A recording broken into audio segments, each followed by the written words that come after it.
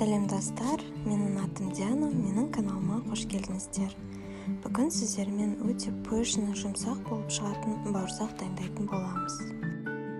Ол үшін бізге ең алдымен 200 мл жылы сүт, 200 мл жылы су, 1 жұмыртқа, 3 қасық қаймақ, тұз, қант және дрожж қажет болады. Барлығын қосып болғаннан кейін жақсылап араластырамыз. 15 минутқа бетін жауып қойып қоямыз. 15 минут өткеннен кейін үстіне ұн қосып, бауырсағымызға қамырымызды ашытамыз.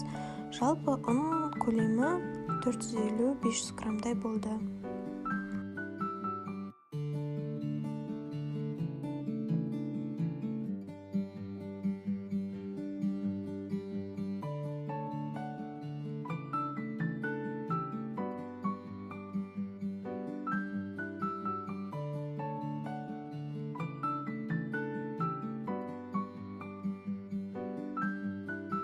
Дайын болған қамырдың бетін жауып, жарты сағатқа жылы жерге қойып қоямыз. Осы аралықта қамырымыз көтерілуі қажет. Оған 2 ас қасық сұйық май қосып, видеода көрсетілгендей етіп 3-4 рет қайтарып шығамыз. Қайтарып болғаннан кейін бетін жауып, жарты сағатқа жылы жерге қойып қоямыз. Жылы жерде тұрған қамырымыз осылай пышны болып көтеріледі. Оны 3-4 қайтарып, енді қамырымызды жая бастаймыз.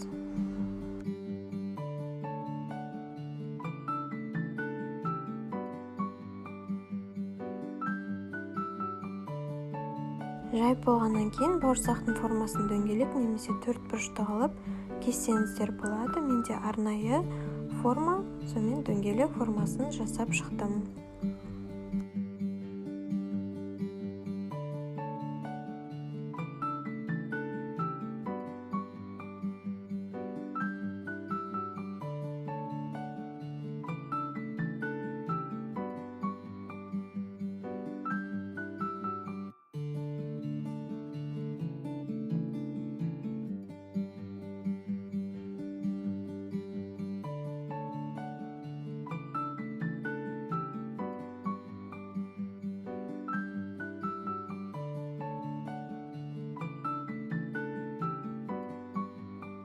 Барлығын кесіп болғаннан кейін қызып тұрған майға 2 бетін айналдыра қуырып аламыз.